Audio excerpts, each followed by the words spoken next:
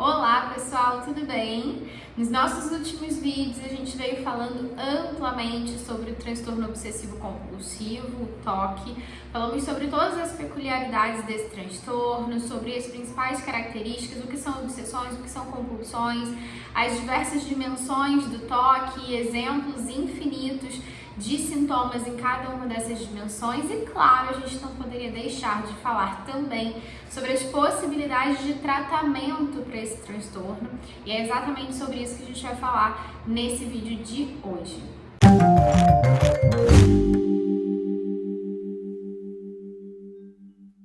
Bom, pessoal, a primeira coisa que a gente precisa relembrar, para falar sobre o tratamento para o TOC é entender que o TOC ainda é um transtorno muito difícil de diagnosticar por vários motivos, O primeiro deles é que é difícil o paciente com TOC reconhecer que aquilo que ele faz é TOC, e não simplesmente meros hábitos, coisas que ele já faz há muito tempo daquela forma. Então, isso dificulta que esses pacientes, às vezes, venham procurar tratamento, venham procurar um profissional em saúde mental para tratar os sintomas obsessivo-compulsivos. Essa é a primeira grande dificuldade. Uma outra dificuldade significativa no tratamento desses pacientes é que muitas vezes eles chegam para o profissional de saúde mental com outras queixas que não são necessariamente o TOC.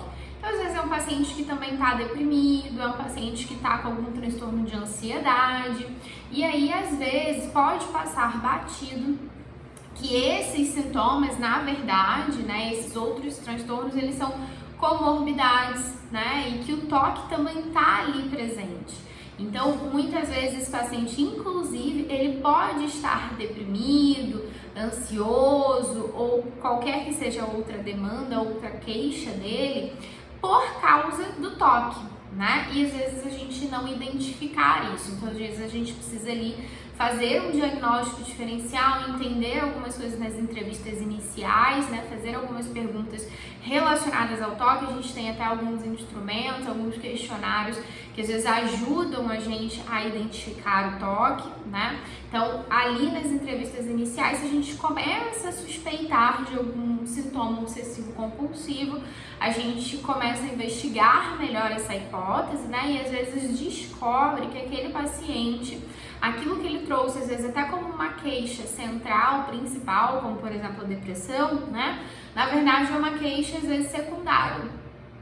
E a queixa principal, de fato, é o TOC, Então às vezes a gente tem ali uma comorbidade e o TOC tá escondidinho, E a gente não identifica ele de cara no início. Então isso também é um outro desafio no tratamento desses pacientes, Bom, uma outra dificuldade para o tratamento é a questão do TOC ainda ser um transtorno com várias perguntas em aberto, Por ser um transtorno muito heterogêneo, vocês já puderam ver isso nos vídeos anteriores, onde a gente fala de uma diversidade de sintomas, as possibilidades de sintomas obsessivos, de sintomas compulsivos do paciente com TOC são infinitas, Não é exagero falar assim, na verdade são infinitas mesmo. É uma possibilidade de sintomas muito vasta, Então, por conta dessa heterogeneidade desse transtorno, por ser um transtorno com muitas características, com muitas peculiaridades, com muitas dimensões, às vezes é difícil, a gente estudar o TOC com tanta certeza em alguns aspectos. Então, hoje a gente já consegue, aí, algumas pesquisas, alguns estudos já tem alguns consensos sobre áreas do cérebro, por exemplo, que são afetadas nos pacientes com TOC, Então, alguns circuitos cerebrais aí que estão envolvidos nessa dinâmica do TOC. Porém, ainda temos muitas questões em aberto, ainda a serem investigadas, a serem respondidas, para a gente entender realmente a fundo a dinâmica, o funcionamento do TOC no cérebro desses pacientes, E isso faz com que a medicação psiquiátrica hoje não seja tão efetiva para o TOC quanto é em outros transtornos mentais na atualidade. E a medicação psiquiátrica normalmente cumpre uma função muito importante nesses tratamentos, né? E tende a ajudar muito, a ter uma efetividade bastante alta. Porém, no toque, né, a medicação ela não tem sido tão efetiva assim, é efetiva, mas não tão efetiva quanto em outros transtornos, talvez porque a gente ainda não conheça, né, exatamente quais circuitos, quais áreas do cérebro, como que o toque realmente funciona a nível cerebral, tá? E isso representa, claro, por consequência, algumas limitações na hora da gente entender a medicação que melhor funciona para esses pacientes. Mas hoje a gente vê aí, né, sendo utilizados para o tratamento dos pacientes com toque, assim como primeira escolha, né, medicamentosa, os antiobsessivos, né, como a clomipramina, os inibidores seletivos da recaptação da serotonina, né, como fluoxetina, paroxetina, citalopram, escitalopram, sertralina, né? E às vezes também alguns antipsicóticos, né, como haloperidol, a risperidona, para tentar aí potencializar, né, o efeito desses inibidores seletivos da recaptação da serotonina que a gente falou anteriormente. Essas são as duas principais alternativas de tratamento medicamentoso para o toque hoje, tá? A gente tem aí uma efetividade de tratamento em termos medicamentosos ainda limitada para o tratamento do toque, né? Então hoje aí cerca de 20% apenas dos pacientes com toque respondem muito bem à medicação, né? E aí fica a dúvida também até que ponto, de fato, isso é uma falta de efetividade da medicação por conta daquelas dificuldades do mapeamento cerebral desses pacientes que a gente já conversou, ou até que ponto também essa dificuldade ela se deve ao fato da maioria dos pacientes com toque, cerca de 80% deles, ter comorbidades, ou seja, ter outros transtornos presentes junto com o toque, né? Então fica difícil a gente entender até que ponto o tratamento medicamentoso ele não é tão efetivo, porque a medicação em si ainda não se encontrou a medicação mais efetiva, ou até que ponto essas dificuldades elas são derivadas dos outros transtornos, das comorbidades que o paciente tem, tá? Mas de qualquer forma, a intervenção medicamentosa ela ainda é importante, como em todos os outros transtornos mentais, com o toque não é diferente. Então, terapia cognitivo-comportamental e medicação psiquiátrica, essas duas coisas juntas, tá?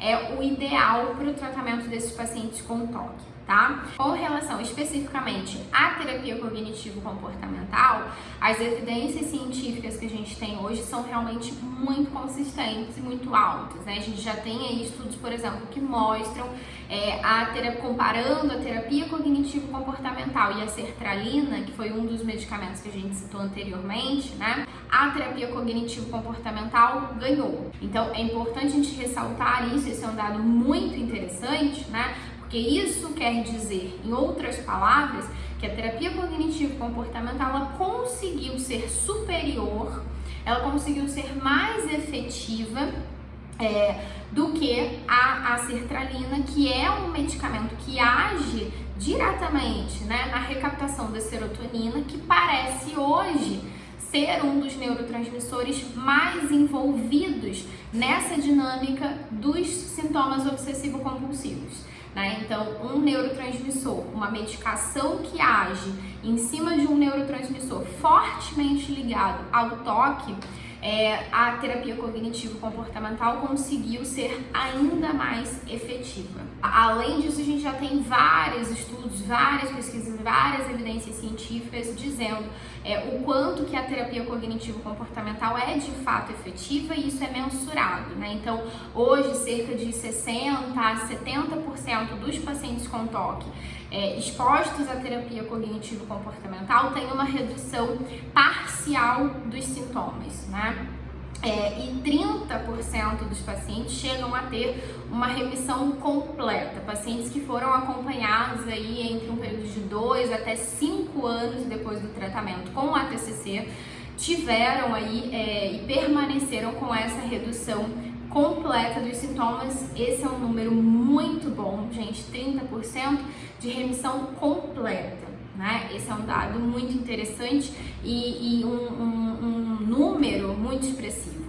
E 60 a 70% com uma redução parcial também é um número muito significativo. Se a gente for parar para pensar que esses pacientes com toque, muitas vezes eles têm sintomas que restringem muito a vida, né, que causam muito sofrimento, causam diversas limitações.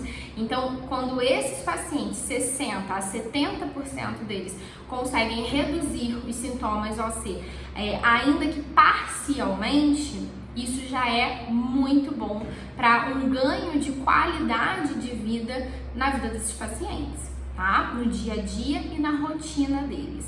Então, basicamente, como que é feito esse tratamento dentro da terapia cognitivo-comportamental? Esse paciente chega pra gente e a gente identifica esses sinais, né, esses sintomas obsessivo-compulsivos, confirmou o diagnóstico, é um paciente que realmente tem toque ou que tem traços do transtorno, né? A gente vai entender toda a lógica dos sintomas, né? Entender todas as obsessões e compulsões que esse paciente tem, vamos listar todos esses sintomas, né? Vamos fazer o que a gente chama do mapa, né? O diário e o mapa do toque do paciente. Então, entender quais são os períodos críticos do dia, quais são os horários ou situações que ele mais tem rituais compulsivos ou que ele mais tem as obsessões, e vamos realmente mapear, né, o funcionamento do toque no dia a dia desse paciente.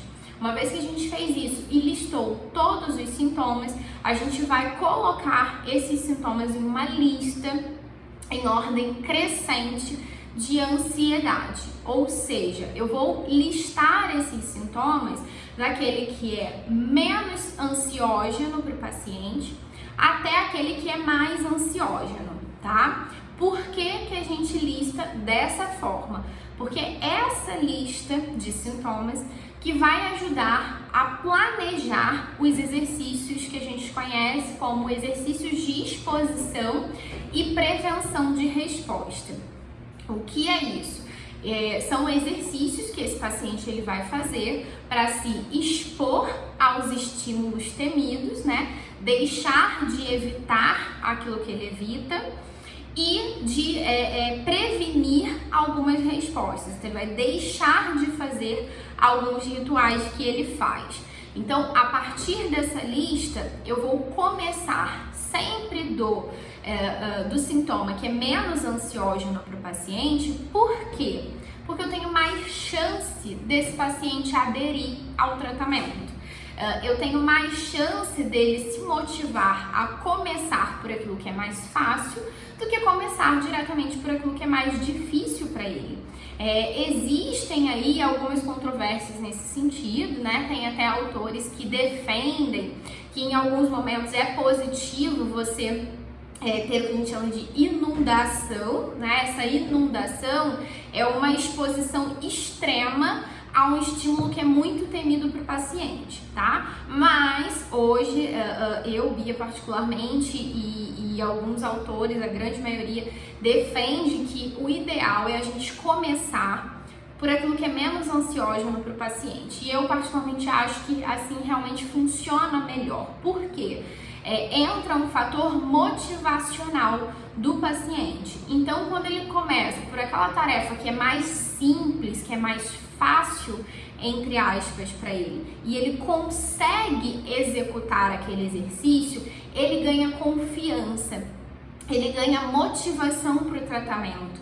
Ele vê que foi difícil, mas foi possível. Então, ele começa a achar que os próximos exercícios também serão possíveis, né? Agora, se ele começa por um exercício muito difícil e não consegue, ele, óbvio, cria uma barreira e desacredita que ele possa conseguir realmente fazer o tratamento, tá? Então, a partir disso, a gente vai ali dizendo para que esse paciente, ele se exponha a estímulos temidos. Então, por exemplo, o paciente que tem toque de limpeza, ele vai começar a se expor, né, a abrir e fechar a tampa do vaso com a mão, né? Ao invés de com o pé, como ele normalmente fazia.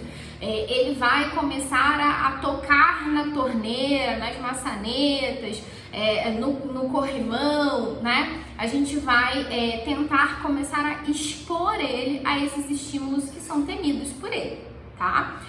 Ou ainda a prevenção de resposta, que é, por exemplo, o paciente que tem o toque de verificação, né? E ele fica verificando a porta ou verificando a saída do gás e etc. A gente vai passar exercícios para esse paciente que consistem em se abster de verificar, né? Então, confiar que ele fechou da primeira vez e não ficar verificando, tá? Então, lembrando que quanto maior a frequência e o tempo de exposição que esse paciente tem nesses exercícios, mais rápido tende a ser o resultado e maior tende a ser o que a gente conhece como habituação, que é o nosso principal objetivo nesses exercícios. Então, é óbvio que nesses exercícios o paciente ele vai sim experimentar ansiedade, ele vai sim experimentar angústia, né? Mas essa angústia ela vai reduzindo conforme ele vai praticando esses exercícios, porque gera o que a gente chama de habituação. Então ele começa a se habituar àqueles estímulos, né, que antes eram temidos para ele. Então é essa habituação que vai permitindo que esses sintomas obsessivo-compulsivos, esses sintomas OC, como a gente chama, diminuam, reduzam, né? E em alguns casos até sejam 100% eliminados, tá? Então, basicamente, o tratamento na terapia cognitivo-comportamental para o toque é esse, né? Os exercícios de exposição e prevenção de resposta vão ser o tratamento central da terapia para esses pacientes, tá? E claro, por ser uma característica da TCC, né, ter esse caráter cognitivo também, a gente vai trabalhar a nível de crenças, né, reestruturando aquelas crenças disfuncionais que a gente já falou nos outros vídeos, reestruturando os pensamentos daquele paciente, analisando evidências, né, fazendo todo um trabalho cognitivo também, né, que é muito característico da TCC. Porém, no caso do toque, realmente assim, a parte central do tratamento vai ser os exercícios de exposição e prevenção de resposta, essa parte comportamental, esse novo comportamento que o paciente começa a emitir, tá? Então, basicamente, esse é o tratamento para o toque hoje, né? Eu queria muito encerrar esses vídeos sobre o toque falando sobre essas possibilidades de tratamento, porque é um transtorno muito difícil, é um transtorno que gera muito sofrimento e às vezes o paciente ele fica um pouco desacreditado que realmente alguma coisa possa ajudar ele, que algum tratamento realmente possa funcionar. Às vezes são pacientes que já até passaram por terapia, que já até buscaram tratamento e que não sentiram tantas melhoras, né? Então por isso eu decidi gravar esse vídeo falando sobre as alternativas de tratamento para o toque que realmente tem evidência científica hoje, né? E isso aumenta muito, muito mesmo as chances, né, desses pacientes eles terem bons resultados. Então apenas 20% dos pacientes vão se livrar dos sintomas sozinhos, né, espontaneamente. Então a gente vê que é um número realmente muito baixo. Daí a importância desse paciente realmente procurar tratamento, porque esse tratamento ele vai aumentar muito, drasticamente as chances de melhora, tá? Então, sim, existe tratamento para o toque, o tratamento é efetivo, sobretudo com terapia cognitivo-comportamental, e isso não sou eu que estou falando porque é a minha abordagem, isso são evidências científicas que comprovam, né? Isso está dito na literatura, em diversos artigos, em diversos estudos científicos, e essa informação se encontra em muitos lugares. Então, não é do meu achismo, não é da minha cabeça, né? É realmente ciência, é comprovado. Então, é importante que as pessoas saibam disso, né? Saibam que tem tratamento e, sobretudo, alguns tratamentos têm evidências científicas muito boas. Então, isso aumenta muito a chance de efetividade no tratamento, tá? Então, gente, é isso. Se você tem TOC, se você conhece alguém que tem esse transtorno, espalhe essa boa notícia, né? Existe tratamento sim, e o tratamento ele é efetivo. O tratamento correto, feito da forma correta, ele pode ser muito efetivo. Então, um beijo e até o próximo vídeo.